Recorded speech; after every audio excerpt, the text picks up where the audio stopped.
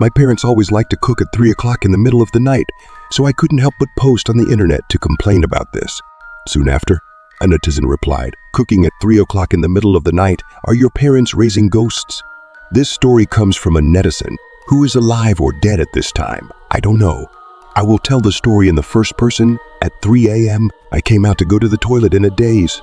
I saw my mom and dad cooking in the kitchen again. It was pitch black in the kitchen, and they didn't even turn on the lights.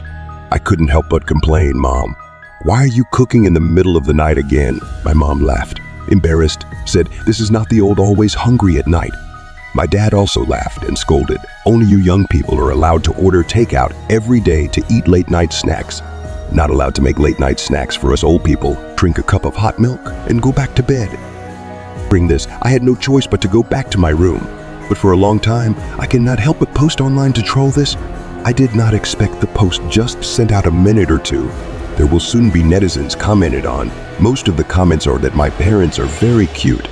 There are also a lot of expressed concern about the body of my parents to eat late night snacks for a long time. But there is only one comment that seems to be out of place. Your parents are not like cooking in the middle of the night. They are in the raising of the ghosts. This inexplicable comment made me frown. This person deliberately came to scare me. I just wanted to delete this comment. This netizen immediately private messaged me. Your parents must have cooked raw rice and must have cooked at 3 a.m. 3 a.m. is the heaviest time of the day for Yin Q, and cooking at this time is inevitably for ghosts to eat, and they must have raised a ghost in their home. The netizen almost made me laugh. What kind of air is this? And what about ghosts? Although the netizen accurately guessed the time when my parents cooked, I just took it as a coincidence or quotations. I retorted, "If my parents really keep ghosts at home, then how come I've never seen any ghosts?" He immediately explained that it was because the ghost only appeared after 3 a.m. Your parents must have been feeding you something that would make you sleep through the night after 3 a.m. Moreover, your parents must not turn on the light when they cook, because they are cooking a yin meal for the ghost. The netizen even said that my parents don't turn on the light when they cook, and I started to feel a little bit furious, because I do sleep very deeply every time I go back to my room, and I thought of the hot milk that my dad gives me every time, and I suddenly had a question in my mind. But those points alone still made it hard for me to believe. But I did feel a little strange, and decided that I couldn't drink the milk my dad gave me tonight, no matter what. At 3:00 a.m., I was woken up again by the sound of my parents cooking. I gingerly pushed the door open and walked out. The dark kitchen was filled with the sound of spatulas and pans clashing, and I had to walk by the light of my cell phone, but my parents were able to cook accurately in the darkness of the night. I remembered what my internet friend had told me. He said that there was a ghost next to my parents, directing them to cook. When I thought of this, my forehead broke out in a cold sweat, and my heart was pounding. I cautiously approached the kitchen, and through the dim light of my cell phone, I vaguely saw my parents' appearance. They were cooking with expressionless faces, and their movements were very stiff. I was just about to shout when they jerked to a halt, and my pupils instantly dilated slightly in fear as I saw my mom and dad's shadows on the floor with an extra figure in the center. The silhouette was clinging to my mom and dad, almost on the verge of overlapping, but there was clearly no one in the middle of them. I looked inside again and suddenly realized that the cooking hadn't even lit a fire. Was it really like what the netizen said? At this moment, my throat wanted to speak but couldn't. At this time, my dad suddenly found me. "Did I wake you up again?" "Honey, keep your voice down. You woke up your daughter again." At the same moment, my dad spoke. Those feet disappeared. My heart was beating fast and my face was very ugly. I came over to him. "What kind of good stuff are you guys making again? Can I have a bite too?" But I realized that the pot was not a stir-fry at all, even as the netizen said, eating raw rice. The raw rice was mixed with dirt, and it looked very weird. My mom stood in front of the pot, blocking my view. In the darkness, her face was pale, but her lips were red. I was very nervous and asked, "Mom, what are you cooking? Why do I see raw rice in the pot?" My father gave me a blow to the head and said, "Have you forgotten that tomorrow is the anniversary of your brother's death? These raw rice and ashes are for your brother's food tomorrow. And if you look closely, this pot is not the one we usually use for eating. I took a look. That pot was indeed not the one Mom and Dad used before, and tomorrow was indeed the anniversary of my brother's death. Oh, it was my brother. I'd only seen him in photos. My brother was sunny and handsome with a nice smile, but sadly he died before I was born, and I heard from my grandmother that my brother died in a car accident. Mom and Dad did make a habit of making food for my brother every year. I was relieved and thought to myself that I would believe the words of a liar like Netflix. Dad said I had school tomorrow, so hurry up and finish my milk and go to bed. My dad handed me up another glass of milk. I waved my hand. I don't want to drink it today, but I saw my parents staring straight at me. Their eyes slightly narrowed, the corners of their mouths slowly grinning upwards in an arc. Their expressions were actually the children. Waking up in the middle of the night and drinking milk can suppress the shock. Seeing that they kept looking at me, I could only bring over the milk and take a sip. After returning to my room, I spit out the milk and lay on my bed pretending to sleep. After 10 minutes or so, I heard the doorknob creak and someone walked in. I squeezed my eyes shut and tried to keep my breathing steady. Dad called out to me softly, "Daughter, are you asleep?" I didn't dare to answer. My mom said slowly, "It seems to be asleep." I heard their footsteps, which seemed to be heading towards the corner of my room. I quietly opened my eyes and saw my mom and dad placing raw rice in front of the dark red door of the room. They then knelt down, folded their hands, and muttered something under their breath. I struggled to hear exactly what my parents were saying, but then something even more bizarre happened. It was 3:00 a.m. again, and as I pretended to be asleep, I could vaguely hear my parents talking. "Big Zhao gang, we will see each other again soon. Mom and Dad really miss you, and we have already found you a new body. Don't worry, we have taken good care of this body for more than 10 years. Hearing my mom's caution, a shiver ran down my spine. The red door, always a mystery in my brother's old room, was kept locked by my mom to shield me from my own fears, making it a place I had never ventured into since my birth. Suddenly, a chill surged from my toes to my scalp, and then something even more unsettling occurred. A faint creak.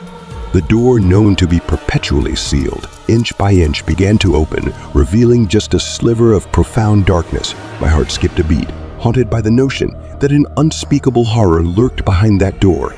In the blink of an eye, a pale, emaciated arm emerged from the shadow, snatching the rice bowl with astonishing swiftness. What followed was the sound of crunching, distinctly like that of gnawing on bones, not merely raw rice.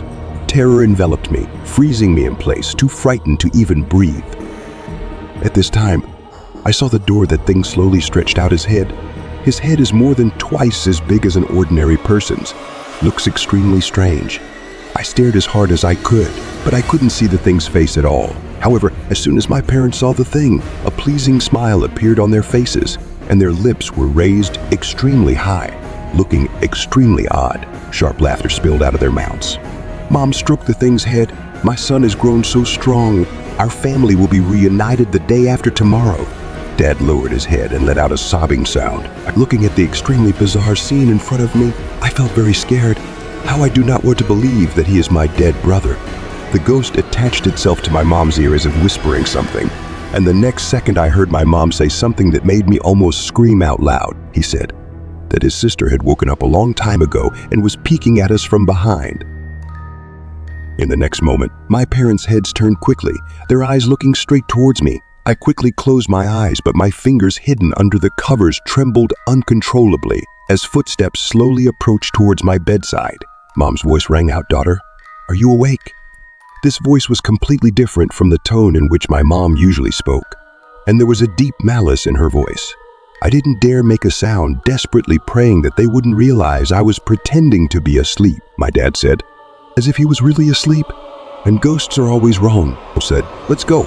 Mom and Dad's footsteps drifted away, followed by the sound of the door closing, and I let out a long, sharp breath which opened my eyes. The door had closed by now and was back to its original lock-bearing form. I climbed down from the bed and carefully walked to that door, but the door was locked tightly and could not be opened at all, as if what I just saw was all a hallucination of mine. In front of the door, there was an empty bowl. The physical object inside had long since disappeared. I put my ear to the door. Inside the door was deathly silent. Only the sound of my heartbeat was unusually obvious. Holding back my fear, I slumped down and put my eyes to the doorway. It was dark inside, and at first I couldn't see anything. Just as I was about to get up, I saw a pair of feet slowly appear in my field of vision, approaching me extremely stiffly and finally stopping by the door. But then I was so shocked that I ran back to my bed and curled my whole body under the covers as I shakily took out my cell phone and sent a message to my online friend. Are you telling the truth? My parents are really raising ghosts. The one they are raising seems to be my brother. I told the netizen everything I just saw. The netizen immediately replied to me, "There's another room in your room." This room is a classic example of a concealed space, heavily laden with yin energy, which can severely weaken anyone living within it for an extended period.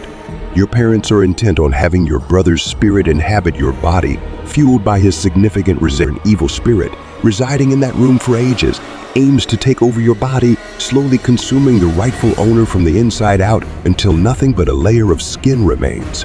It's currently trying to burrow into this skin to use it as a vessel for its continued existence. The online friend's revelation had me terrified, every hair on my body standing on end. They went on to explain that your parents have been practicing an ancient ritual, preparing raw food daily for your brother as a means to empower him. However, there's a peculiar detail. The empty bowl must be removed after the meal, or else the spellcaster cannot leave. Are you sure the empty bowl is still there? They asked. I confirmed the bowl was indeed still there. The online friend replied to me, "Don't be afraid. Your parents are probably still in your room." I froze for 2 seconds, trembling, and held out my cell phone, which I pointed at the bottom of the bed and took a picture. In the photo, I did see two expressionless faces. They were the faces of my parents. They hadn't left the room, but were lying under my bed, staring at me with wide eyes. Sweat was already starting to break out on my face as I rushed towards the door. By this time, I had a full view of my mom and dad. They were staring at me dead in the face, their mouths flying. I told you my daughter had woken up a long time ago. They all saw it, didn't they? Sure enough, it was no longer possible to hide it, and in the next second, they grabbed my legs and dragged me towards my brother's room. Despite my struggles, the door of that room, which was originally closed tightly, opened again at some point. I desperately struggled and begged my parents to let me go, but my mom still dragged me into that room. The room was very cold. It was summer, but my body felt very cold. The door was slammed hard. I was plunged into darkness. I desperately went to knock on the door, hoping that Mom and Dad would open it. But their voices came from outside. "Daughter, it's Mom and Dad who are sorry for you. Just bear with it and you'll be fine tomorrow. As soon as your brother comes back tomorrow, I'll make you a delicious meal." The sound of their footsteps leaving rang out, and no matter how much I yelled, the footsteps got farther and farther away from me until they disappeared. I turned the doorknob as hard as I could, but the door remained securely locked. I sat down on the floor gasping for air, but luckily, I had my cell phone with me when I was dragged in. First, I tried to call the police, but obviously my phone was fully charged earlier, but now it suddenly went black. My panicked face was reflected in the screen, but there was another hand, a dry hand resting quietly on my shoulder. I yelped and looked back, but there was nothing on my shoulder. And then, even more bizarre things happened just when I was desperate. The phone suddenly can open. I quickly dialed the police. When I heard the police wife's voice, tears almost came out. I took a deep breath, quickly said, "Help me. I was locked in the room by my parents. They want to kill me." The police eraser on the phone hesitated for 2 seconds and quickly checked the address with me. They said they would be there in 10 minutes, so I must hold on. After hanging up the phone, I quickly sent another message to the netizen that I was locked up in my brother's room by my parents. But the netizen, perhaps not seeing it, did not reply to me for a long time, waiting for the police eraser to arrive. I used the faint light of my cell phone to observe the room that I had never been in before. The room was set up a table. The center of the table placed in the brother photo. He has clear features. It looks like smiling. In front of the insertion of 3 incense under the release of burned incense ash. The ground is spilled raw rice. A black urn placed next to the table. The room was horribly silent, but I waited for more than 10 minutes and did not hear any movement outside. Puzzled, I dialed the number of the police eraser again. "Have you arrived yet?" "We've already arrived," I said anxiously. But I didn't hear any sound from outside. I was locked up in the room. Suddenly there was a tinkling current from the cell phone, and the voice of the police also became intermittent. At that moment someone spoke, "I'm right behind you." I jerked my head around, and behind me my brother's photo was facing me. The smile on his face seemed a little more pronounced than before. My heart was beating wildly in terror. After that, I dialed the police a few more times, but this time I couldn't get through anymore. But fortunately, at this time, the netizen finally replied, "I'm sorry, this is too much trouble for you. I'm afraid that I can't handle it by myself." So I went to ask my master, "You remember, tonight will be a very painful time for you. Hold on to your life and you can save it. If you can't hold on to it, your body is going to be eaten." So what I'm going to say next, you remember? There are a total of 3 fires on the human body, 2 on the left and right shoulders, but the most important one is in the forehead. He wants to occupy your body.